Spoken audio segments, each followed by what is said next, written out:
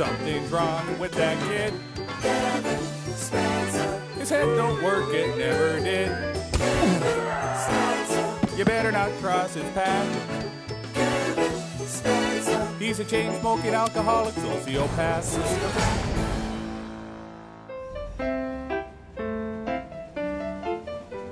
Kevin was on his way to adult prison, and he was scared. Being locked in a cage wasn't what frightened him, since he'd already spent almost half his life in and out of juvenile halls and mental health facilities because of his anger issues and problems dealing with authority. He was scared of the older convicts. They looked pretty mean, and Kevin was intimidated by them. Kevin had heard stories from some of the ex-cons he used to go drinking with when he was 11 that if people weren't afraid of you in jail, then they'd take advantage of you. Just like they did to his old man whenever he was in the joint. Kevin sure didn't like the sounds of that. He figured he'd better make the other inmates afraid of him, right quick. The first thing the lousy screws did to Kevin was to make him and all the other new prisoners take off their clothes and have a group shower. Kevin got as far as taking off his shirt, then he froze with self-conscious fear. He didn't much like the idea of being naked in front of a bunch of other men because of what his father had taught him about people like that. Bible says homos is wrong. So instead of taking off his pants, Kevin rushed one of the guards and cranked him a real sweet one in the kidney.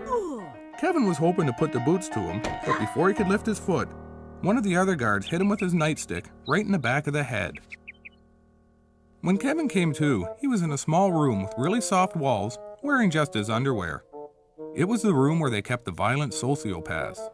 Kevin knew this because it looked just like the ones in all the juvenile halls and mental institutions where he'd spent most of his teen years. Kevin sure wished he had some smokes and prescription cough syrup to help pass the time, but since he didn't, he figured he might just as well get some more rest. Kevin curled up and went to sleep.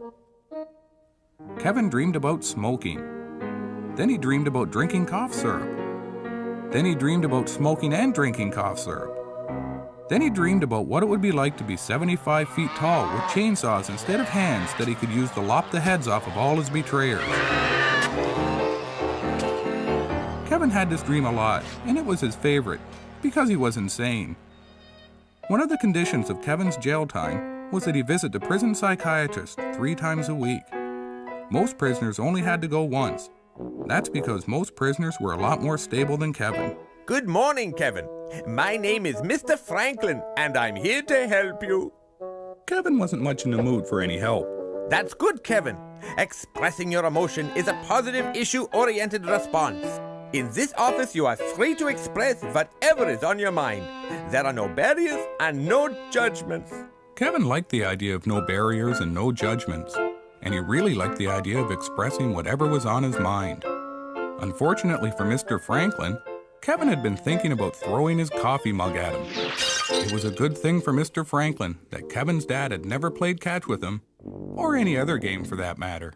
I've studied the court documents from your trial, and despite what the judge, the prosecution lawyers, your parole officer, the teachers and students at your school, and your parents said, I don't think you are a worthless, lost cause.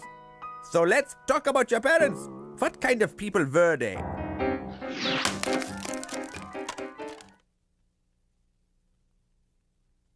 He was going to jail for a good. Percy Spencer was 18. He enlisted in the army because he'd been arrested